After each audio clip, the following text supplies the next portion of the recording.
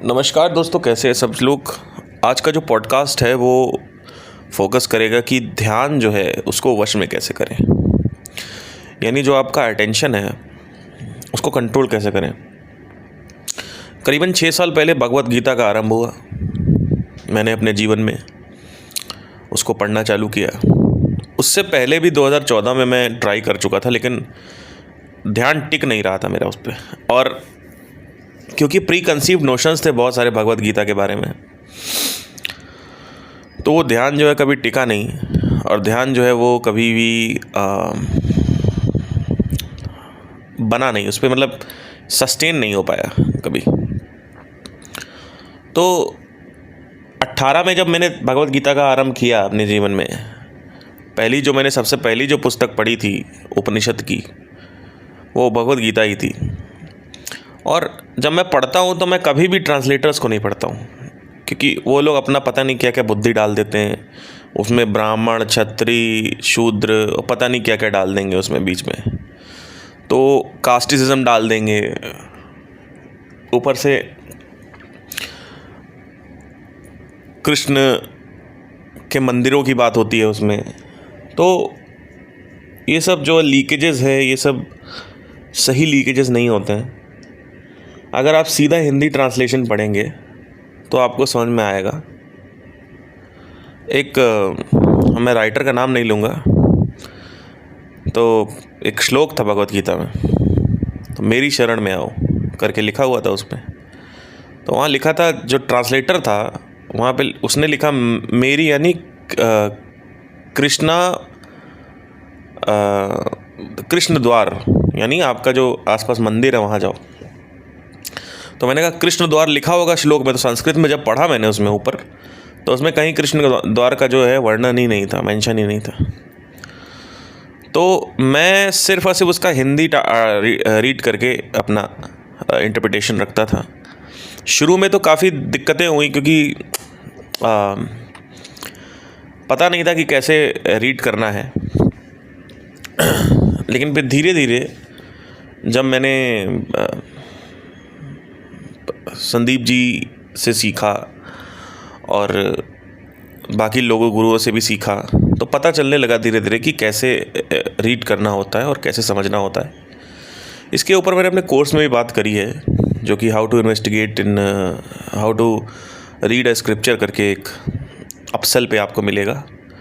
उसमें मैंने बात करी है इसके बारे में, पर उसके ऊपर भी कोर्स जो है वो उसकी तैयारी चल रही है। धीरे धीरे उसके ऊपर भी काम चलेगा। तो 18 में मैंने वश में ध्यान को कैसे किया, या आप अपने ध्यान को कैसे वश में करना चाहते हैं, इसके ऊपर कुछ चीज़ें समझने योग्य हैं। सबसे पहली चीज़ तो ये समझना है कि राग द्वेष क्या होता है। राग मतलब होता है आकर्षण, द्वेष मतलब होता है वो जो चीज़ मुझे आकर्षित नहीं कर रही, यानी विकर्षण। ये आकर्षण और विकर्षण क्या है, इसको थोड़ा समझ लेने योग्य है आपके लिए। 2008 में शास्त्रीय संगीत की तालीम स्टार्ट करी। जो शास्त्रीय संगीत है उसकी शिक्षा मैंने लेनी स्टार्ट करी, क्योंकि बचपन से ही एक बहुत ही प्रबल इच्छा थी कि संगीत में कुछ करना है, और संगीत ही मुझे आगे लेके जाता। संगीत ही मेरे लिए सब कुछ था। मतलब आई still remember I was in 5th class. I didn't know, मुझे पता नहीं था कि मुझे क्या एक्टिविटी चूज़ करनी है। तो वीरेंद्र स्वरूप अवधपुरी ब्रांच जो है कानपुर में, मेरा स्कूल वहीं पे था। तो उन्होंने बोला कि आपको, एंड आई वॉज लाइक, कितना होगा, मैं हार्डली 5 साल का बच्चा जो होता है वो कितने साल का होता होगा। I was 7 years old, I guess, not 7, 6 + 4, 10 years old। 2004 की बात है। I was 10 year old and that was the scenario जहाँ पे मुझे चूज़ करना था, क्योंकि उससे पहले मैं कानपुर कैंट में सेंट पैट्रिक्स कॉन्वेंट स्कूल में पढ़ता था। फॉर्चुनेटली मेरी मदर जो है उन्होंने इंग्लिश मीडियम में मुझे डाला। इसके फ़ायदे तो डेफिनेटली होते हैं, क्योंकि okay, let's not go over there. So convent school में पढ़ने के बाद वहाँ से मेरे को सेंट अलोयशियस में बोल रहे थे, लेकिन फिर बोला कि सेंट अलोयशियस में नहीं डालेंगे, सेंट अलोयशियस वटेवर जो था उनका। तो फिर वो तो अभी स्कूल बंद हो गए दोनों, कानपुर कैंट के, बट मुझे आज भी याद है मेरे नाना मेरे को साइकिल से छोड़ने जाते थे और इतना सुंदर लगता था उस वक्त। तो कानपुर कैंट और अच्छा था, काफ़ी सुंदर था और काफ़ी खुला हुआ था। तो कैंट एरिया जो था that time 2004-05 it was good, you know. अभी तो थोड़ा बहुत बेकार कर दिया है, मतलब बिकॉज ऑफ द डेवलपमेंट वो नेचर कटने लगता है। बट उस वक्त लोग भी कम थे, धूल भी नहीं उड़ती थी। तो मेरे नाना मेरे को शुक्लागंज से छोड़ने आते थे। I was to stay in Shuklaganj, Kanpur के आसपास एक एरिया है। एंड सुबह मैं जब साइकिल पे उनके आगे बैठता था तो मैं वो नज़ारे देखता था कि कितना सुंदर है सब कुछ। तो मेरी पहली शिक्षा जो पहली तो थी, यानी पहली और दूसरी जो कक्षा थी, वो एक आर्मी स्कूल में हुई। फिर 3rd क्लास में मैं सेंट कॉन्वेंट में चला गया, पैट्रिक्स कॉन्वेंट में। तो दोनों में ही कैंट था, दोनों में कैंट था। और कैंट एरिया, कैंटोनमेंट एरिया बहुत सुंदर था उस वक्त, मतलब सुंदर भी था और एक वाइब होती थी। आज भी मुझे वो इम्प्रिंटेशंस याद हैं। आई still remember that memory of amazing memory, one of the best memory. मेरा एक दोस्त था चैन रिजवी करके, वो अपनी आंखों को ऐसे मीचता था, ऐसे ही ऐसे करता था। तो आंखों के ऐसे करता है ना, मतलब चाइनीज़ की तरह बनाते हैं, तो वो करता था। मुझे आज भी याद है वो करता था। अभी पता नहीं कहाँ है वो, बट वहीं तक उससे बात हुई मेरी।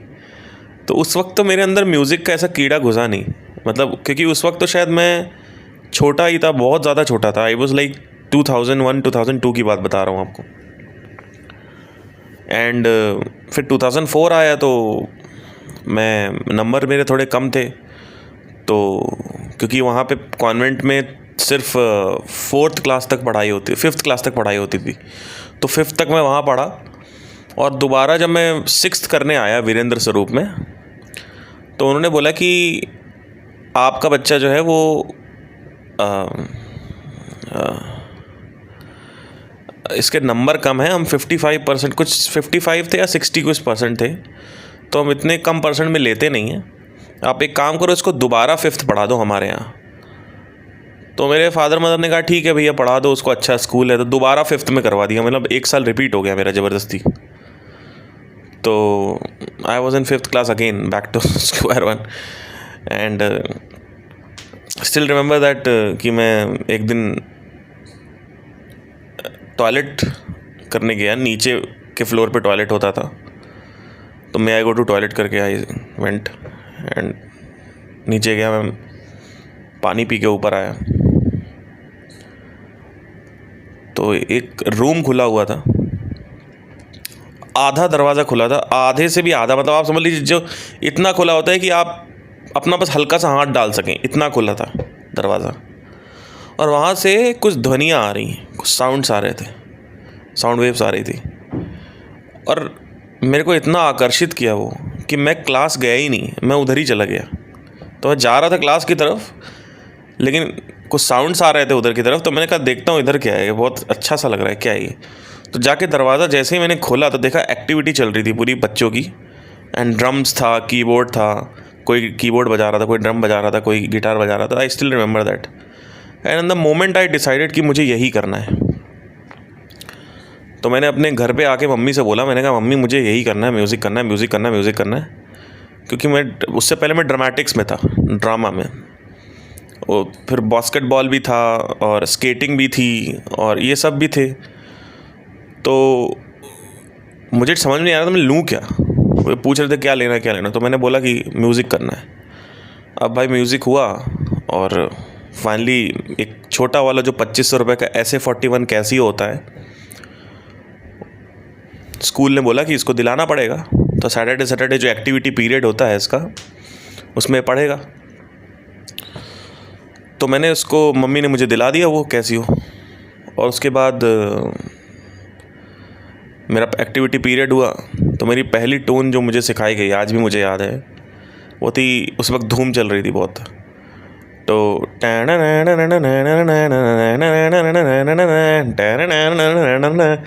तो ये वाली सिखाई गई। तो ये सबसे पहली ट्यून थी जो मैंने कीबोर्ड पे बजाई ज़िंदगी में। तो मुझे बार बार सिखाया कि ये वाली बटन है, फिर ये वाली बटन है, फिर ये वाली बटन है, फिर ये वाली बटन है। अच्छा ठीक है। ये सिखाया। मैं घर में गया, उसको प्रैक्टिस करता जा रहा हूँ। घर वाले मेरे देख रहे हैं ये क्या हो गया उसको, तो करता जा रहा हूँ। फिर automatically out of the blue क्या हुआ कि अभी उसी दिन हुआ कि 1-2 दिन बाद हुआ, या 1 हफ्ते बाद हुआ, मुझे याद नहीं वो चीज़। पर एक दिन मैं बैठा हुआ था, या फिर उसी दिन हुआ, आई डोंट नो। मैं बैठा हुआ था और मैं बजा टैना ये सब बजा रहा था मैं। तो मैंने सोचा यार कोई और दूसरी बजाते हैं। तो ऊपर एक बटन होती थी, उसको अगर प्रेस करो तो उसमें आता था ओ मेरे सोना रे सोना रे सोना रे। तो ये वाला गाना बजता था उसमें। तो भाई बजाया, क्लिक किया, तो अब वो ऑटो रिकॉर्डेड था वो, उसमें आप मतलब बजने लगता था। तो उसको बंद किया। मैंने कहा इसको अगर पियानो पे निकालेंगे, अब मेरा दिमाग देखिए आप उस वक्त से, मैंने कहा इसको अगर पियानो पे निकालते तो कैसा आएगा। अब मैं पियानो पे निकालने बैठा, मेरा निकल ही नहीं रहा। तो 2 बटन तो दब गई, ओ मेरे ये बटन तो निकल आई, अब सोना रे नहीं निकल रही, ओ मेरे सोना ये नहीं, क्योंकि थोड़ा आगे तो था, ये ऊपर हाई पिच है ना ये, तो बटन मिल ही नहीं रही। क्या करें, बटन ही नहीं मिल रही। मैं काफ़ी देर परेशान रहा, 1-1.5 घंटे मैं परेशान रहा। मैंने कहा कल जाता हूँ। तो कल मैं गया, और एक मेरा सीनियर था 8th क्लास में, ही वॉज इन 8th, मैं 5th में था। तो वो काफ़ी अच्छा बजाता था। तो मैंने उससे पूछा जाके कि भाई भैया इसका आगे का क्या होगा, थोड़ा बता दीजिए। तो उन्होंने कहा ये वाली की है। तो वो वाली की मैंने बजाई। मैंने कहा अरे वाह ये वाली की थी, तो मुझे पता ही नहीं था। अच्छा ये वाली की थी, ऐसे मैं सोच रहा था। फिर मैं आया दोबारा, फिर उसको बजाया। तो इस तरीके से धीरे धीरे जो है मेरे को वासना क्लिक करी मेरे अंदर। एंड ये वासना ऐसी नहीं थी कि किसी ने मेरे अंदर डाली हो। आई स्टिल रिमेंबर कि when I the first witnessing of that the room, I had decided what I had to choose. Because उससे पहले मैं ड्रामेटिक्स में था। ये बहुत बड़ा की फैक्टर है आप लोगों को समझने के लिए। तो कुछ लोग जो हैं वो वासना लेके आते हैं अपनी, कुछ लोग राजसिक वासना ले से आते हैं, कुछ लोग तामसिक वासना लेके आते हैं, और कुछ लोग सात्विक वासना लेके आते हैं, और कुछ लोग तीनों लेके आते हैं, राइट। तो जब कोई पैदा होता है तो उसके अंदर या तो तामसिक वासना ज़्यादा होगी तो राजसिक और सात्विक कम होगी, और राजसिक ज़्यादा होगी तो सात्विक और तामसिक, तो एक डोमिनेंट होती है जब कोई वासना होती है। तो मेरे अंदर शुरू से राजसिक वासना जो थी वो डोमिनेंट थी। ऑल्दो तामसिक वासना भी रही है थोड़ी बहुत मेरी, क्योंकि मैंने 2011 में ही अल्कोहल कंजम्पशन स्टार्ट किया, मेरे दोस्तों ने मेरे को पिलाया। तो फिर वो एक चलता रहा सिलसिला, और आज भी महीने में 1-2 बार मेरा ऐसा रहता है सिलसिला कि मैं 180 ml डाल देता हूँ अपने अंदर। और फिर शुरू से कहीं ना कहीं इंटॉक्सिकेशंस जो हैं वो कुछ लोग रिपेल करते हैं उसको, बट मेरे साथ ये था कि ट्राई करने में क्या जाता है ऐसा करके। तो अब कुछ लोग होते हैं जिनको ऐसा कोई विटनेसिंग नहीं होगी कि बचपन में ऐसा कुछ हुआ हो कि अभी तक 30 साल के हो गए हैं, अभी तक याद है कि भाई म्यूज़िक का रूम ऐसा कुछ खोला और ऐसे एकदम से डिसाइड हुआ मेरे को यही करना है ज़िंदगी में नहीं, पर मुझे ये था कि मुझे एक्टिविटी यही चूज़ करनी है अपने स्कूल में अब। और फिर थ्रू आउट द मेरा जो आगे सिलसिला रहा वो भी ऐसे ही रहा। 2 साल बाद मेरे को हारमोनियम गिफ्ट कर दिया गया, ख़रीद लिया मैंने। 2008 में शास्त्रीय संगीत की शिक्षा स्टार्ट कर दी। 2011 में डिसाइड कर लिया कि प्लेबैक सिंगर बनना है। 2013 में मुंबई चला गया मैं। फिर वहाँ से जब पता चला कि हर चीज़ मेरे हाथ में नहीं होती है, तो 2014 में I started studying and everything, leaving music. And second year में मेरा ईयर डैमेज हो गया, बिकॉज मेरे को रियाज़ करने नहीं दिया जाता था, गाना गाने नहीं दिया जाता था हॉस्टल में, क्योंकि हॉस्टल में सब लोग होते थे तो वहाँ मैं गा नहीं पाता था। तो ज़्यादा सुनने लगा मैं, इतना ज़्यादा सुनने लगा कि मेरी ईयर डैमेज हो गई। और कहीं ना कहीं एक वासना जो थी वो बहुत बुरी तरीके से अंदर घर बनाए हुई थी मेरे अंदर, और करना मुझे यही था, भले ही उसमें सक्सेसफुल होए या ना होए, लेकिन एक्टिविटी यही करनी थी। और फिर फाइनली 2019-20 में मैंने डिसाइड किया, जो अब पॉइंट आता है वो है राग द्वेष का। अच्छा, राग द्वेष में जाने से पहले एक बात करते करते एक किस्सा छोटा सा याद आ गया, तो वो मैं आपको बता देता हूँ। जब मैं 3rd क्लास में था तो मेरे को बोला गया था ऐसे लिखो अपने पेरेंट्स के ऊपर। I was 5 to 6 year old, और मेरे घर में जो कुछ भी होता था मैंने वो लिख डाला उसमें कि my parents are very good, my parents are nice, but they fight some time, but they you know starts fighting, ऐसे करके कुछ ऐसे करके मैंने लिखा। They start fighting some time, ऐसे करके पता नहीं पूरा एक लंबा सा ऐसे लिखा। और वो भैया प्रिंसिपल टीचर ने देखा कि पार्थ आप इधर, अपूर्व नाम था मेरा उस वक्त, बाद में तो मेरा नाम चेंज हो गया, बोलते अपूर्व आप इधर आइए। तो मैंने कहा यस मैम, ये आपने लिखा है। मैंने तो ऑब्वियसली ये नहीं पूछा होगा, लेकिन उन्होंने पूछा कि is this happening in inside your house. तो मैंने कहा मैम आप ही ने बोला था लिखो, तो मैंने जो था लिख दिया। तो कहते okay okay you can go and seat, तो टेक योर सीट। ठीक है। अब वो क्लास टीचर ने क्या किया, हमारी जो क्लास टीचर थी उसने प्रिंसिपल को दे दिया वो। अब वो प्रिंसिपल को जब दिया तो मेरे प्रिंसिपल ने दोनों पेरेंट्स को बुलाया और दोनों पेरेंट्स को बैठा के बात किया कि आप ये लोग क्या कर रहे हो, ये 3rd क्लास में लड़का है यहाँ पे आपका, ये सब लिख रहा है यहाँ पे, आप समझ नहीं रहे हो कितना इफेक्ट होगा इसको दोनों लोगों को। तो मेरे को कहा कि आप बाहर जाइए, और दोनों को पता नहीं 1 घंटा समझाया कि आप दोनों लड़ाई मत करा करिए, ये वॉट एवर जो भी था। And that was one of the, मतलब अभी आपको मैं बता रहा था तो एग्जैक्टली वो चीज़ याद आई मुझे। And because what happens is, जब मेरे को ऑब्जर्वेशनल मेरी जो आई है, या ऑब्जर्वेशनल माइंड जो है मेरा, वो खुला इन 2021-20 के आसपास, और धीरे धीरे ग्रो करना चालू किया मैंने ऑब्जर्वेशन में। तो एक चीज़ मैंने ध्यान से देखी, बड़ी अच्छी चीज़, कि मैं जब वापस मेमोरी पे जाता हूँ, यानी पुराने बचपन की मेमोरीज़ में जाता हूँ, तो मैं वहाँ से भी सीख रहा हूँ।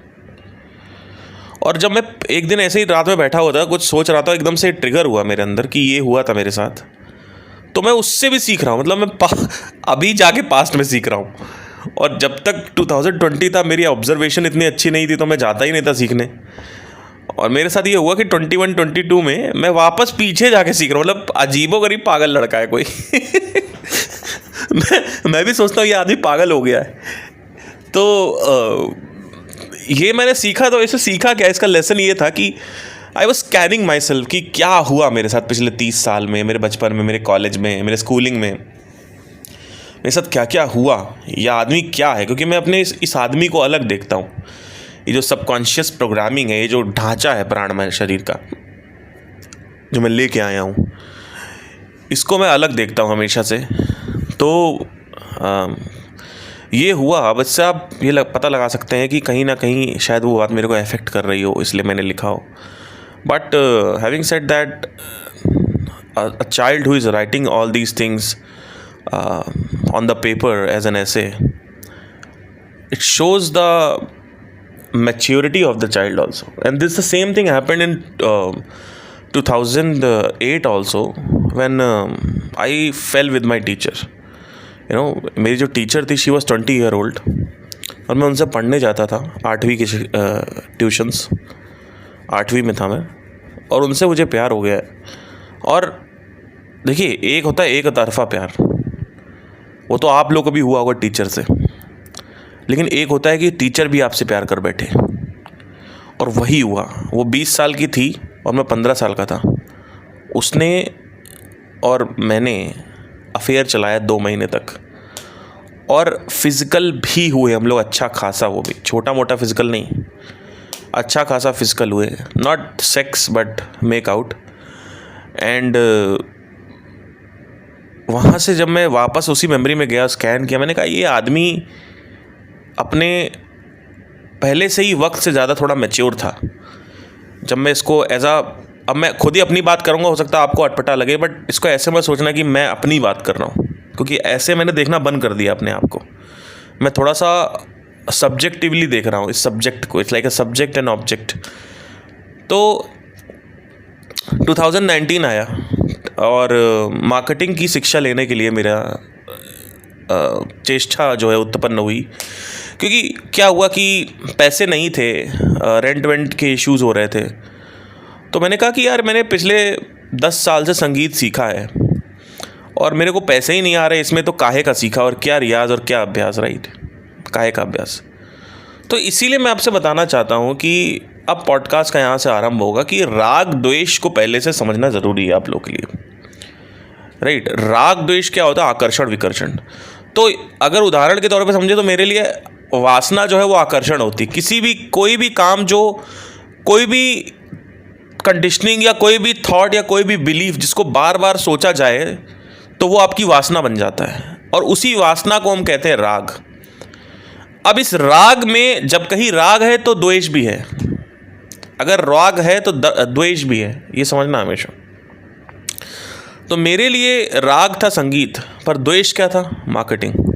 क्योंकि मैं पिछले I was that time 26 year old, right, in 2020, and I was going through a huge breakup in 2019 also, and that time I decided to learn something which was a skill of marketing, which is now what marketing does is why I am so crazy about marketing. See, everything, whatever a very extraordinary product also is there. Anything you do, whatever you are doing, if you want the control of money in your hands, कि मैं control घुमाऊँ पैसा बढ़ जाए, control घुमाऊँ पैसा कम हो जाए, तो आपको मार्केटिंग सीखनी पड़ेगी। मार्केटिंग एक ऐसी स्किल है कि अगर आपको कोई टैलेंट नहीं आता, सिर्फ मार्केटिंग आती है, तो भी आप उसमें समझ लीजिए कि बहुत ज़बरदस्त आप कुछ कर सकते हैं। मैं हमेशा ये बोलता हूँ कि अगर एक बच्चा पैदा होता है तो उसको सबसे पहले आत्मज्ञानी बना दो, नहीं तो उसको मार्केटिंग जो है सिखा दो, क्योंकि मार्केटिंग से संसार जीत लेगा वो। तो एनीवे, अब 2 चीज़ें आपने समझ ली कि हम कुछ करना चाहते हैं और कुछ नहीं करना चाहते, और कभी कभी जो हम नहीं करना चाहते हैं वो ज़्यादा आवश्यक होता है जो कि हम करना चाहते हैं उससे। कैसे? आपको पता है कि आपको आत्मज्ञानी बनना है, आपको पता है कि आपको भगवत गीता पढ़नी है, उपनिषद पढ़ना है, आपको पता है कि आपको ऑब्जर्व करना है, आपको पता है कि आपको ध्यान करना है, पर आप कर नहीं पा रहे हैं, आपका ध्यान टिकता ही नहीं है। लोग कहते हैं कि ये पढ़ो, वो पढ़ो, वो पढ़ो, वो पढ़ो। आप वीडियो फॉर्मेट चाहते हैं। आप देखिए यहाँ पे भी अगर आप ध्यान से देखें तो मुझे पॉडकास्ट, जो जितने भी पॉडकास्ट हैं वो ऑडियो क्यों हैं? क्योंकि कहीं ना कहीं मैं ये चेष्टा चाहता हूँ आपसे कि आप थोड़ा सा ऐसे लोग, एक बहुत बड़े मार्केटर हैं, उन्होंने कहा था कि जो व्यक्ति पॉडकास्ट सुनता है उसका ध्यान कंपैरेटिवली अच्छा होता है जो वीडियो देखता है उससे। तो आपको वीडियो चाहिए, आपको वीडियो में भी अब एनिमेशन चाहिए, अब आपको कटिंग चाहिए, वीडियो में एडिटेड वीडियो चाहिए, एनिमेटेड वीडियो चाहिए, आपको पता नहीं क्या क्या चाहिए। क्यों? क्योंकि आपका ध्यान ही नहीं टिक रहा। भाई सारा का सारा जो खेल है वो तो एंटरटेनमेंट पे है ना। एंटरटेनमेंट क्या करता है? डोपामाइन रिलीज़ करता है। तो एंटरटेनमेंट पे आपका ध्यान टिकता है क्योंकि वो आपका वासना से जुड़ा हुआ है आपकी। तो इसी वजह से आप देखो कॉमेडियन जो है, यूट्यूबर्स जो हैं वो ज़्यादा सक्सेसफुल हैं, क्योंकि कहीं ना कहीं उनका जो एंटरटेनमेंट यूनिट है वो बहुत ज़्यादा वो दे रहे हैं। सबसे ज़्यादा जो कॉमेडी है वो हंसाती है लोगों को। तो इससे साबित होता है कि लोग कितने दुखी हैं। जितना ज़्यादा कॉमेडियन सक्सेसफुल है उतना ही ज़्यादा आदमी दुखी है, और जितना ज़्यादा एंटरटेनमेंट इंडस्ट्री सक्सेसफुल है उतना ज़्यादा आदमी दुखी है।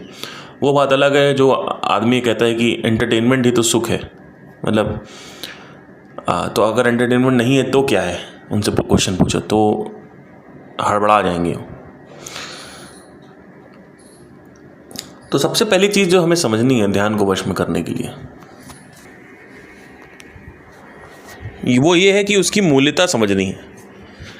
आप जिस चीज़ पे ध्यान लगा रहे हो वो आपका अभ्यास है। कि आप अगर जॉब कर पा रहे हो तो वो आपका अभ्यास है, कि आप अगर कंप्यूटर चला पा रहे हो तो वो आपका अभ्यास है, कि आप अगर इंस्ट्रूमेंट बजा पा रहे हो तो आपका अभ्यास है, कि आप अगर स्पेसएक्स कंपनी बना रहे हो, अमेजॉन कंपनी बना रहे हो तो वो आपका अभ्यास है। तो आपका वहाँ पे ध्यान टिक रहा है। पहले तो ये समझना है, मनुष्य का ध्यान अभ्यास पे टिकता है, अपनी वासनाओं पे टिकता है। पर मनुष्य का ध्यान नॉन वासनाओं वाली चीज़, जो नॉन इंटरेस्टिंग चीज़ें हैं, उस पर नहीं टिकता। अब आप कहोगे उस पर टिकाना ही क्यों है, तो यही सवाल ये आता है कि क्यों टिकाना है। टिकाना इस वजह से है क्योंकि कभी कभी नॉन इंटरेस्टिंग चीज़ें राइट होती हैं आपके लिए।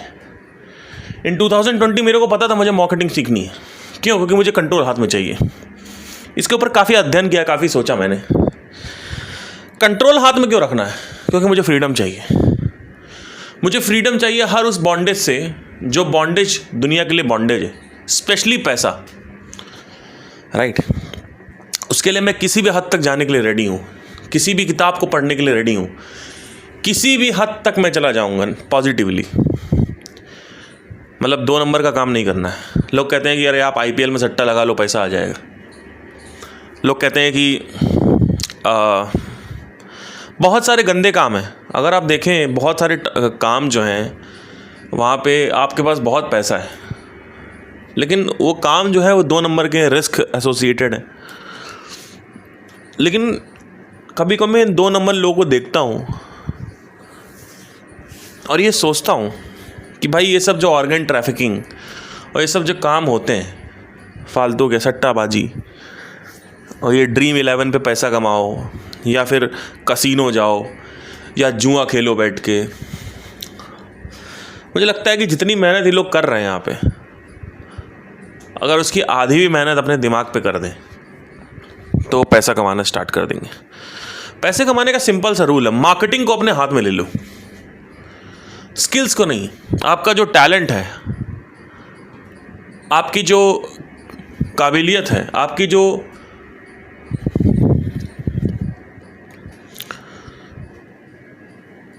जो भी आपकी एप्टीट्यूड है, उससे आपको पैसा नहीं मिलेगा। पैसा मिलता है मार्केटिंग से, क्योंकि marketing M stands for money. अब मैं एक बार स्टीव जॉब का इंटरव्यू देख रहा था। ही टोल्ड दैट कि जो प्रोडक्ट पीपल होते हैं, प्रोडक्ट डेवलपर्स,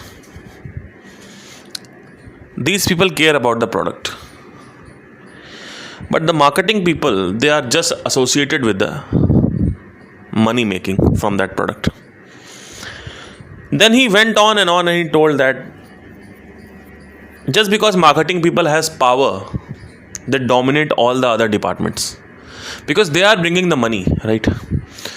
वैसे एक फिल्म में एक प्रोड्यूसर जो है, फिल्म प्रोड्यूसर जो पूरी फिल्म को प्रोड्यूस कर रहा है, उसके पास सबसे ज़्यादा पावर होती है। वो सिंगर्स को निकाल सकता है, वो डायरेक्टर्स को निकाल सकता है, वो स्क्रीन राइटर्स को निकाल सकता है, राइटर्स को निकाल सकता है, स्क्रिप्ट राइटर्स को निकाल सकता है। प्रोड्यूसर को कोई नहीं निकाल सकता क्योंकि प्रोड्यूसर के पास पैसा होता है। लेकिन बाकी सबको लगता है हमारे पास पावर है, डायरेक्टर को लगता है हमारे पास पावर है। आपके पास पावर है एक हद तक, आप किसी को रिपोर्ट कर रहे हो। तो जिस व्यक्ति के पास पैसा है, जिस व्यक्ति को मार्केटिंग करना आता है, सेल्स डिपार्टमेंट समझना आता है, सेल्स करनी आती है, वो व्यक्ति सब पर राज करेगा। संसार पे राज करना है ना, तो मार्केटिंग सीख लो, सिंपल सी चीज़ है। अब मार्केटिंग सीखने के लिए हर एक व्यक्ति के अंदर ना काबिलियत नहीं होती, तो काबिलियत बनानी पड़ती है। और काबिलियत बनाने के लिए ध्यान को वश में करना बहुत ज़रूरी, क्योंकि मेरे अंदर भी काबिलियत नहीं थी। लोग कहते हैं सर आप तो बहुत टैलेंटेड हो, आपका दिमाग कितना तेज़ है, आप बहुत इंटेलिजेंट हो, आपकी ऑब्जर्वेशन बड़ी अच्छी है। कुछ अच्छी नहीं है, बनाई है, ठीक है? ऐसे नहीं होता, हवाबाजी नहीं है। क्यों बनाई? अब आते हैं एक्शन टेकिंग बिहेवियर पे। जब व्यक्ति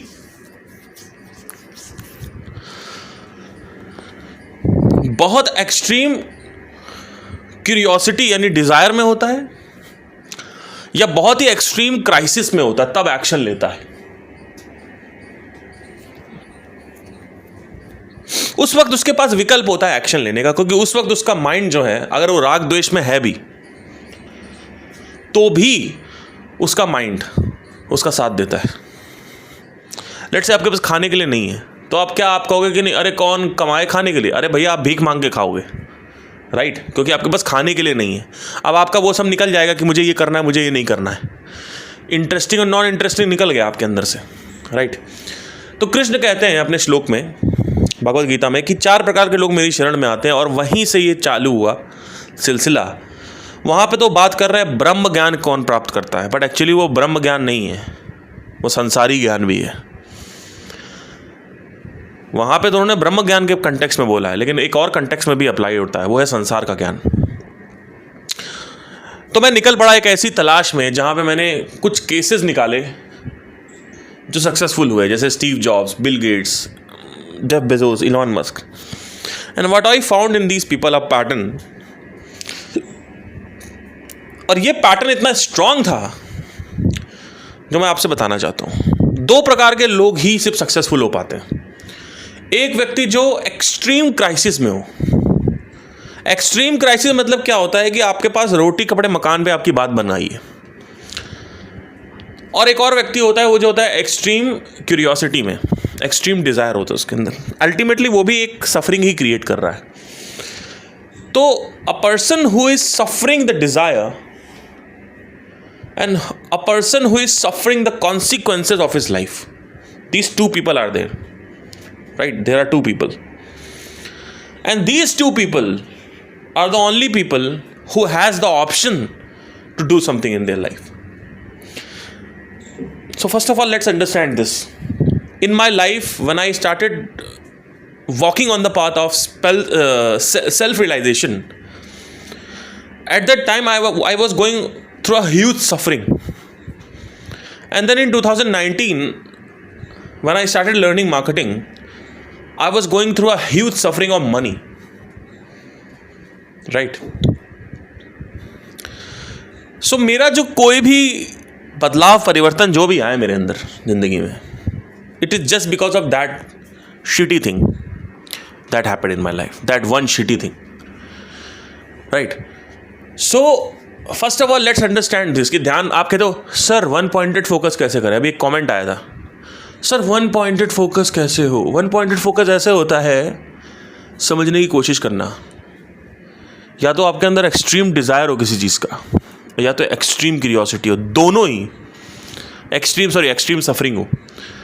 दोनों ही विकल्प सफरिंग की तरफ जा रहे हैं।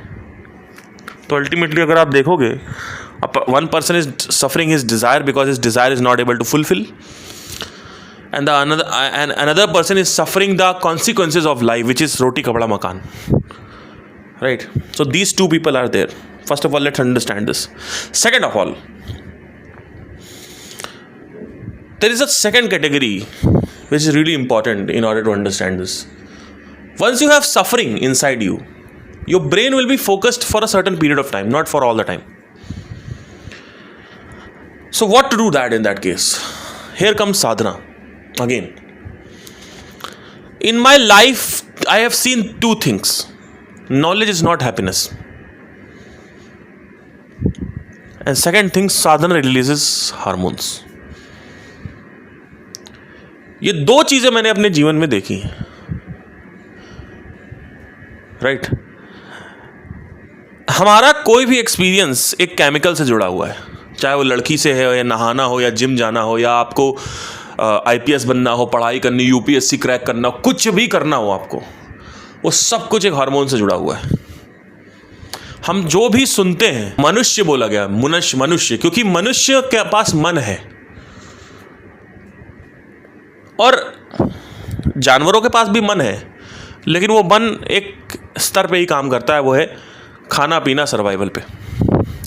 लेकिन मनुष्य के पास जो मन है, वो मन अगर उसका सच्चा भक्त हो जाए, तो उसकी बाकी जो फैकल्टीज़ है माइंड में, यानी जो बुद्धि है, इंटेलेक्ट है, माइंड और अटेंशन है, वो सब काम करना चालू कर देती है। तो मन जो है, उसका खुश रहना बहुत ज़रूरी है, बुद्धि का काम करने के लिए, अटेंशन का आपके वश में रहने के लिए। और आप जैसे महामूर्खों को किसी ने बता दिया है कि नॉलेज गैदर करो उपनिषद से, गीता से, इधर सुनो, उनको सुनो, उनको सुनो, उनको सुनो, उनको सुनो, उससे क्या होगा, तुम खुश हो जाओगे। करके देख लो, कुछ नहीं होने वाला। लास्ट में तुम सिर्फ बेचैन रहने वाले हो। तुम्हारे अंदर जो बेचैनी है, जो तुम्हारे अंदर जो बेसब्री है, वो हमेशा रहेगी रहेगी। जो चंचलता है, जो अस्थिरता है, जो रेस्टलेसनेस है, वो रहेगी रहेगी। इस रेस्टलेसनेस को ख़त्म करने के लिए you need a fucking hormone, not a fucking knowledge. You need to understand this first. If you don't understand this, please observe. Okay, that's what you are doing the mistake right now. You have misinterpreted Upanishad. You are thinking that Upanishad को पढ़ने से, भगवत गीता पढ़ने से, इनको सुनने से, उनको सुनने से, उनके यहाँ लेक्चर पे जाने से आपकी ज़िंदगी में कोई परिवर्तन आने वाला? कुछ नहीं आने वाला। आत्मज्ञान सिर्फ और सिर्फ आपके डिज़ायर के मल्टीप्लिकेशन को रोकता है और कुछ नहीं है। ये पहले समझना ज़रूरी है। मैं कौन हूँ इसको जानने से एक फ्रीडम आती है, एक डिज़ायर से फ्रीडम आती। किससे फ्रीडम आती? डिज़ायर से। आपको पता चल जाता है कि जो सोसाइटी का प्रेशर है या मेरे डिज़ायर का जो प्रेशर है, दो ही प्रेशर होते हैं, सोसाइटी का या आपका खुद का। ये आपके ऊपर काम करना बंद कर देंगे। अब आप कुछ भी नहीं हो तो आप सब कुछ हो। आपको ये पता चल गया कि आप सब कुछ है, ये आत्मज्ञान है। लेकिन इसके बाद भी जो आप खाली समय में बैठेंगे तो आपके अंदर रेस्टलेसनेस होगी। क्यों? क्योंकि अगर आप सिर्फ साइंटिफिक लेवल पे देखें, इसको मिस्टिकल ना बनाए, तो आपको समझ में आएगा कि ब्रेन को केमिकल्स चाहिए, पीरियड है ये। आप ज़्यादा नाटक करोगे तो ज़्यादा होगा। तो अब क्या हुआ कि हमारे संतों को ये पता था, ऋषि मुनियों को, तो उन्होंने क्या किया? साधना करना चालू कर दिया। लेकिन आजकल कुछ लोग ऐसे हो गए हैं जो ज़्यादा समझदार अपने आप को समझते हैं साधुओं से। उनको लगता है पुराने साधु संत से ज़्यादा हम समझदार हैं। जिस भी गुरु ने साधना को निगेट किया, वो गुरु या तो ऑब्जर्व नहीं कर रहा है, या तो सीखना बंद कर चुका है, और या फिर वो गुरु शायद सुनने लायक ही नहीं बचा। क्योंकि अगर आप इतनी सी चीज नहीं देख पा रहे हो कि आपका मन आपके वश में नहीं है, और क्यों नहीं है, उसका रीजन क्या, उसका कारण क्या है? उसका कारण यह है कि हर चीज हार्मोन से एसोसिएटेड है। तो आप ये क्यों फालतू में अंदर डाल रहे हो कि नॉलेज से आपका मन कंट्रोल होगा? पहली चीज तो ये समझने की जरूरत है। Why are you thinking knowledge is happiness? Again and again I will reinforce this to you. Knowledge is not happiness aunties. जितने भी चाचा चाची सुन रहे हैं, सुन ले ध्यान से। तुम्हारे जितने भी गुरु हैं यूट्यूब पे, सबको ओपन चैलेंज कर रहा हूं, ये सब रेस्टलेस हैं। तभी तो कभी कभी गांजा में पकड़ जाते हैं। आपने सुना होगा कई लोग गांजे में पकड़ गए, और कई लोग तो हिडन काम कर रहे हैं, उनका तो आज तक खुलता ही नहीं है कुछ। आप जोमैटो क्यों ऑर्डर कर रहे हो? क्यों दाल चावल नहीं खा रहे हो? इंद्रियों की तृप्ति के लिए नहीं। इंद्रियां तो वही है, इंद्रियां तो उस वही टेस्ट दे रही हैं, लेकिन बर्गर तो वही है, इंद्री भी वही है, बर्गर भी वही है। 10 दिन बाद वही मजा क्यों नहीं दे रहा? आप बर्गर नहीं खा रहे हो, आप इंद्रियां तृप्ति नहीं कर रहे हो। इंद्रियां कभी, इंद्रियों से तो जो स्टिमुलेशन आता है, जो सेंसेस आते हैं, वो तो सेम ही आएंगे ना, चाहे आज खाओ चाहे 10 साल बाद खाओ। लेकिन बर्गर से तुम बोर क्यों हो रहे हो? क्योंकि मेरे घोंचू चंद, तुम इंद्री नहीं खा रहे हो, तुम सेंसेस नहीं खा रहे हो, तुम बर्गर नहीं खा रहे हो, तुम हार्मोन खा रहे हो। तुम्हारे जैसे घोंचुओं को अभी तक यही नहीं समझ में आया क्या कि इंद्रियों नहीं खाते हो तुम, इंद्रिय तृप्ति नहीं होती कुछ, इसीलिए तो इंद्रिय तृप्ति नहीं होती है। इंद्री तो वही टेस्ट देगी ना। क्या इंद्री में टेस्ट का कोई कमी आई क्या? क्या बर्गर में कोई टेस्ट की कमी आई? मैकडॉनल्ड का बर्गर तो वही है जैसे था पहले, मैगी भी वही है, पर आज मैगी क्यों नहीं खा रहे हो?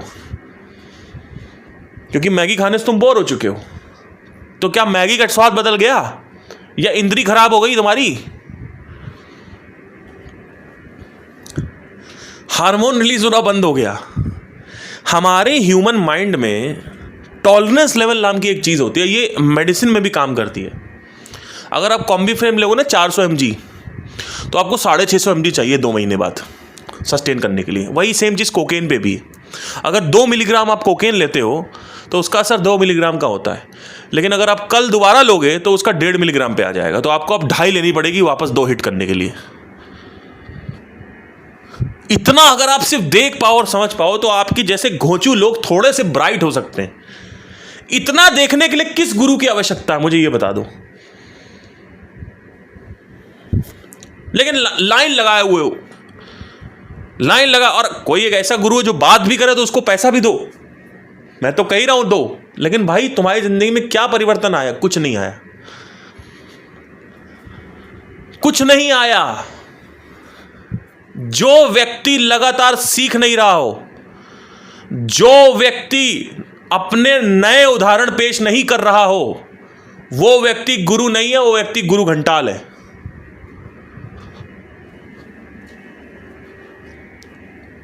उसने सीखना बंद कर दिया, उसने एक पॉइंट पे सीखा था अपनी जिंदगी में और वो वही रिपीट कर रहा है। थोड़ा समझने की आवश्यकता है इस सब चीजों को। जो व्यक्ति नए नए उदाहरण नहीं दे रहा है, किसी भी गुरु को पकड़ना हो तो संकेत यही होता है कि उदाहरण कैसे हैं। उसकी नॉलेज पे मत जाओ, क्योंकि नॉलेज सेकेंड हैंड हो सकती है। नॉलेज तो कहीं से भी ले सकता है वो। आपको लगेगा अरे उसकी खुद की घटित नॉलेज है, नहीं। नॉलेज तो ऐसे तो कई लोग कितने गुरुओं पर ब्लेम करते हैं कि ओशो का नॉलेज चुरा लिया, और ओशो ने क्या किसी की नॉलेज नहीं चुराई होगी? आपको कैसे पता नहीं चुराई, right?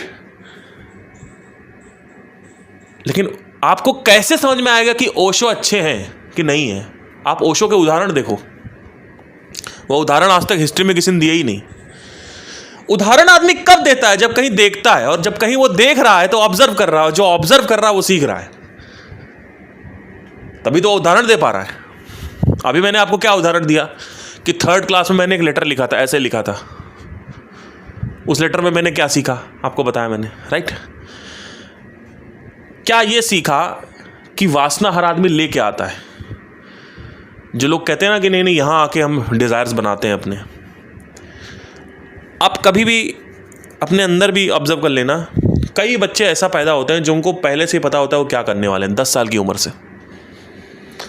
They are attracted towards bodybuilding, they are attracted towards science, they are attracted towards something. That's because they have a habitual pattern inside them. And with this only mysticism comes in. And when mysticism comes in, you guys are like, oh my god, ये तो मेरे उससे belief system से match नहीं कर रहा। नहीं, तो जो भी आपके बिलीफ सिस्टम से मैच कर रहा है उसको क्वेश्चन करो पहले। आप कह रहे हो मुझे मिस्टिसिज्म फॉलो नहीं करना, कि हम वासना लेके नहीं आते हैं, हम डिजायर्स यहाँ बनाते हैं। ठीक है, बनाते हो, मैं कह रहा हूँ कुछ तो बनते ही हैं ऑब्वियसली। ऐसा नहीं है कि हर सारे बाहर से लेके आते हैं।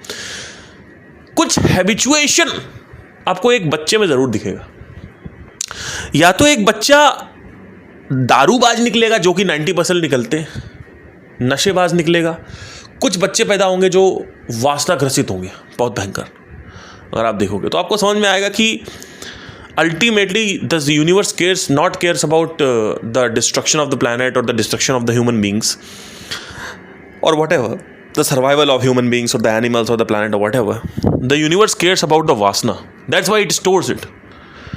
It doesn't destroy it. Whatever is destroyed is not valuable for the universe. The body is destroyed, the planet is destroyed, the entire universe is destroyed. But what is stored is leftover. What is a leftover? That leftover is actually valuable. It has to be valuable. It has to be valuable for the universe. That's why it is storing it. And if you see, everything is a desire in the universe. I want to revolve around this. Don't touch me, otherwise I'll cause destruction. Right? एक planet revolve कर रहा है, कह रहा है मुझे छुओ मत, अगर तुमने मुझे छुआ तो मैं डिस्ट्रक्शन पैदा करूंगा। जैसे एक बच्चा है, वो सो रहा है, अगर उसको उठाओ तो वो गुस्सा करने लग जाता है, राइट? वैसे आप अगर देखो ना ध्यान से, आपको समझ में आएगा। आप देखते ही नहीं हो, आपके अंदर प्रॉब्लम पता है क्या है? आपको सिखाया ही नहीं गया ऑब्जर्वेशन की वैल्यू क्या है। आप जैसे घोंचू लोगों को सिर्फ और सिर्फ नॉलेज सिखाई गई। नॉलेज सेकेंड हैंड होती है। आज मैंने आपसे कुछ बोला, ये मेरी नॉलेज है, आपकी एक्सपीरियंस नहीं बना अभी, आपको ऑब्जर्व करना पड़ेगा, राइट? तो इसलिए मैं बोलता हूँ वैल्यू ऑब्जर्वेशन। अब साधना वश में कैसे करेगी माइंड को, पहले वो सुन लेते हैं। कोई भी साधना पकड़ो, चाहे आज्ञा चक्रा की कोई साधना पकड़ लो, चाहे विपासना पकड़ लो, चाहे अनहद ध्वनि पकड़ लो। मेरे हिसाब से अनहद ध्वनि का ध्यान सबसे अच्छा ध्यान है। लेकिन प्रॉब्लम क्या है, तुम लोग करते नहीं हो। रोज करना चालू हो जाए, तुम्हारा ध्यान अपने आप वश में आ जाएगा। अब ध्यान तुम्हारा वश में आ जाएगा, हो सकता है सफरिंग खत्म होना हो, ये समझ लेना। क्योंकि ध्यान तो वश में आ गया, लेकिन तुम्हें सफरिंग हो रही, डिजायर ना पूरी, यूपीएससी क्रैक नहीं हुआ, राइट? यूपीएससी क्रैक नहीं हुआ तो उसकी सफरिंग हो रही है तुम्हें, राइट? तो तुम्हारी जो कॉर्टिसोल है, जो तुम्हारा स्ट्रेस हार्मोन है, वो तुम्हारे अंदर से रिलीज नहीं हो रहा है, वो बाहर की दुनिया से रिलीज हो रहा है, रिलीज अंदर से ही हो रहा है, पर ट्रिगर बाहर है, अंदर ट्रिगर नहीं है। अंदर ट्रिगर कब होता है? जब अकेलापन होता है। मुझे अकेला लग रहा है, मुझे डर लग रहा है, ये होता है अंदर से ट्रिगर हो रहा, अंदर से, राइट। अब अकेलापन के भी कॉजेज होते हैं। हो सकता है आपको अकेलापन इसलिए लग रहा हो क्योंकि आपको कोई चाहिए बाहर। हो सकता है आपको बाहर चाहिए ही नहीं, सब आप करके देख चुके हो, फिर भी अकेलापन लग रहा है, तो ये अलग प्रकार का अकेलापन है। दो प्रकार के अकेलेपन है, राइट, अलग अलग प्रकार के होते हैं। तो साधना को आजीवन करते रहो और नॉलेज को गैदर करते रहो। और उस नॉलेज को गैदर करने का मतलब है कि कोई भी कुछ बोल रहा है उसको पहले ऑब्जर्व करो। किसी भी गुरु को समझना है, उसका संकेत यही है कि वो ऑब्जर्वेशन, उसके उदाहरण कैसे हैं। अगर कोई गुरु उदाहरण ही नहीं दे रहा है तो काहे का गुरु? तो हम तो उपनिषद डायरेक्ट पढ़ लेंगे ना, आपको क्यों सुनेंगे? आपकी क्या मूल्यता है? वैल्यू ऑफ एग्जाम्पल्स पता ही नहीं लोगों को। और एग्जाम्पल्स अगर मैं किसी और के दे रहा हूं तो इसका मतलब मैं किसी और से जो सीखा हुआ वो यहां छाप रहा हूं।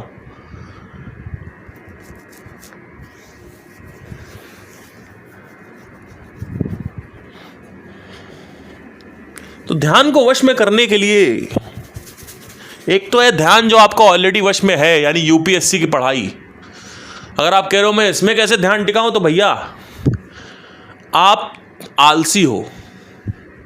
उसके लिए आपको कोई साधना, कोई ऑब्जर्वेशन की आवश्यकता नहीं है कि आपको पढ़ाई करनी है तो आप मेरे से पूछ रहे हो सर ध्यान कैसे टिकाएं। क्योंकि बहुत सारे लोग हैं जिनका टिकता है, तो आपका भी टिकना चाहिए आइडियली। तो उनका कैसे टिक रहा है? अगर आप कह रहे हो हमारा नहीं टिका, उनका कैसे टिक रहा है? बहुत सारे लोग हैं जिनका यूपीएससी की किताबों पे ध्यान टिकता है। आप मेरे से आके पूछ रहे हो, फालतू की ढकोसलेबाजी कर रहे हो मेरे साथ आके, और कह रहे हो सर हमारा यूपीएससी की किताबों पे ध्यान कैसे टिके, इसका कुछ बताओ। अरे भैया मैं इसके लिए नहीं हूं, मैं सब चिरैंदी चीज़ों के लिए नहीं पैदा हुआ हूं कि आपको आके बताऊंगा कि ये करो, ये छोटी छोटी चीज़ें अचीव कर लो। भैया मैं सिर्फ और सिर्फ एक ऐसे व्यक्ति की हेल्प करता हूं जो व्यक्ति संसार में सब कुछ भोगने के बाद दुखी है। मेरा उस वक्त वो टारगेट है। आप जैसे चिरैंदी लोग और मेरे जैसे चिरैंदी लोग ये सब चिरैंदी वाली काम नहीं करेंगे कि आपकी यूपीएससी की किताबों को आके मैं बताऊं कि कैसे ध्यान टिकेगा उस पर आके। इसे छोटी चीज़ें, इतनी इतनी इतनी माइन्यूट चीज़ आप नहीं कर पा रहे हो क्योंकि आपको पता है कि सामने वाले का टिक रहा है, तो आप आलसी हो। आपको पता नहीं है कि आपके ऊपर रिस्पॉन्सिबिलिटी कितनी है। आपके दादा आपका पैसा छोड़ के चले गए होंगे, आपके अंदर मोटाई चढ़ी है, आपके पिछवाड़े में ना चर्बी ज़्यादा हो गई है, इसलिए प्रॉब्लम है। तो ये सब अगर आप पूछते हो कि सर हमें यहां अपनी वासनाओं पे ध्यान कैसे टिका ही नहीं पा रहे हो आप, तो आप जैसा महामूर्ख कभी पैदा नहीं हुआ होगा इस दुनिया में, जो कह रहे हो कि सर हमको रियाज करना, रियाज कैसे करें सर, हमको एंटरप्रेन्योरशिप बननी है तो हम एंटरप्रेन्योर। अरे भैया आपका वासना है वो, अगर वासना बन चुकी है ना वो, तो आपका ध्यान टिकना चाहिए। उसके लिए कोई साधना, कोई ज्ञान, कुछ नहीं चाहिए आपको। कहां पे ध्यान टिकाना है? जहां पे जो चीजें जरूरी हैं पर उस पर नहीं टिका पा रहे हो आप, जो आपकी नॉन वासना वाली चीजें, नॉन बर्निंग डिजायर वाली चीजें, उस पर उपनिषद पे नहीं टिका पा रहे हो, तब मेरे पास आओ तो मैं बताऊं यूपीएससी किताब। अरे भैया तुम्हारा वो कलीग तो कर रहा है, क्लास में इतने सारे लोग कोचिंग में जाते हैं, वो बेचारे पढ़ रहे हैं और तुम नहीं पढ़ पा रहे हो, तो तुम तो आलसी हो, तुम मोटे हो गए हो बैठे बैठे, तुमको उठाई गिर हो तुम कहीं के, राइट। तो अगर आप ये कह रहे हो कि मैं यूपीएससी की किताबों पे ध्यान नहीं टिका पा रहा हूं, तो आप स्ट्रेट फॉरवर्ड आलसी हो। इसमें कुछ नहीं आएगा, कुछ मिस्टिसिज्म या कुछ स्पिरिचुअलिटी कहीं हेल्प नहीं करेगी आपकी, कहीं ना मेडिटेशन हेल्प करेगा। तो कोई लास्ट में अगर सब कुछ जानने के बाद आप कह रहे हो सर अभी भी ध्यान नहीं टिक रहा, इसका मतलब आपका वासना पे नहीं टिक रहा है। और वासना पे अगर आप ध्यान नहीं टिका पा रहे हो तो आप कहीं ध्यान नहीं टिका सकते। आप तो एक नंबर के आलसी हो, आपके अंदर कोई रिस्पॉन्सिबिलिटी ही नहीं किसी चीज की। क्योंकि मेरे जीवन में कभी भी ऐसा नहीं हुआ कि मेरे वासना पे ध्यान, अरे वासना पे तो सबका ध्यान टिकता है, किसका वासना पे ध्यान नहीं टिकता? वासना पे ध्यान टिकाना 2 कौड़ी का खेल है। सब वासना पे ध्यान टिकाए बैठे हुए हैं। इलॉन मस्क नहीं बैठा हुआ, जेफ बेजोस नहीं बैठा हुआ है, कितने लोग वासना पे ध्यान टिकाए हुए भैया। राजसिक कर्मों में तुम्हारा ध्यान नहीं टिक रहा है तो तुम क्या सात्विक कर्म करोगे? और सात्विक कर्म करने की आवश्यकता क्या है? हर आदमी को आईफोन चाहिए, सब झूठ बोलते हैं। हर आदमी को कार चाहिए, सब झूठ बोलते हैं, कहते हैं हमें स्पिरिट। अरे तुम्हारे पास कुछ है नहीं, तुम भिखारी हो, इस वजह से तुम कहते हो कि सर हमें स्पिरिट, उसकी कोई वो नहीं, मूल्यता नहीं है आईफोन की और कार की। तुम्हें चाहिए, बिना एक्सपीरियंस किए कैसे तुम कह सकते हो मुझे आईफोन नहीं चाहिए? सबको कार चाहिए और सब ड्रामे करते हैं, एक से एक बढ़ के झूठ बोलते हैं। सबको अंदर से जैसे ही पता है पैसा आएगा तो मुझे कार लेनी, बाइक लेनी, ये वाली कार लेनी, ये वाली बाइक लेनी, लेकिन बाहर से दिखाते हैं कि हम तो स्पिरिचुअल हैं, हमें संसार की कोई वासना नहीं है।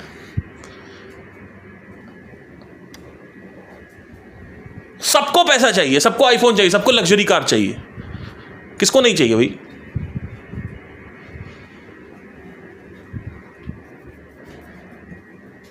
तो पहले तो अपने आप से झूठ बोलना बंद करो, जो दोगलापन है उसको देखो। कोई सवाल पूछता है उसको डायरेक्ट बोलो कि हाँ भाई मेरे को स्टेटस के लिए आईफोन लेना है। कह दो कि स्टेटस बनाना है मुझे, कह दो कि मुझे एलीट ग्रुप में ज्वाइन होना है, कह दो कि मुझे संसार में मूल्यता चाहिए, लोग मेरे ऊपर ध्यान दें, लोग मेरे को कुछ समझें। तो क्यों तुम स्पिरिचुअलिटी में आ रहे हो? क्योंकि स्पिरिचुअलिटी में तो तुम सिर्फ टाइम वेस्ट कर रहे हो अपना, कुछ मिलेगा नहीं तुम्हें। ये रास्ता किसी के लिए है ही नहीं। 700 करोड़ में सिर्फ 100 लोग मिलेंगे जिसके ऊपर ये रास्ता है, केवल 100 लोग। 100 ऐसे लोग मिलेंगे। सप्त ऋषियों को भेजा, सप्त ऋषियों को भेजा आदि योगी ने, शिव ने। 7 ऋषि, केवल 7 लोग। सोचिए, मैं आपको बता रहा हूं 800 करोड़ की आबादी में सिर्फ और सिर्फ 100 लोग होंगे, 100 लोग जो इस मार्ग पे चलने के लिए रेडी होंगे, या 1000 मान लो। इससे ऊपर नहीं मिल पाएगा आपको। बाकी सबको संसार चाहिए, सबको वासना चाहिए, और वहीं पे रहो। मैं ये नहीं कह रहा हूं यहां मत रहो, मैं कह रहा हूं बस तुम ना वहां के रहो। अगर यहां भी आ जाओगे तो ना वहां के रहोगे ना यहां के रहोगे। ये रास्ता हर किसी के लिए है ही नहीं। ये रास्ता उसके लिए है जो सब कुछ छोड़ना चाहता हूं, सब में रहकर भी सब कुछ नहीं रहना चाहता हूं। ये रास्ता उसके लिए है। ये रास्ता उसके लिए नहीं जो अंदर अंदर चाहता हो अरे यार काश आईफोन या कार होती तो अच्छा होता। अंदर अंदर क्या चाहते हो? अपनी गहराइयों में पूछो अपने आप से, क्या चाहते हो तुम? और गलत नहीं है।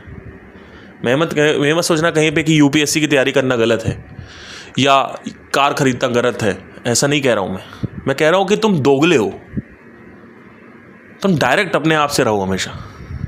जो भी डायरेक्ट है वो डायरेक्ट रहो कि मुझे ये चाहिए, मुझे करना, मेरे गोल्स। लोग कहते हैं मेरे कोई गोल नहीं है। अरे आपके बहुत गोल्स है भैया, तामसिक गोल्स हैं। Anyway, thank you, take care, bye.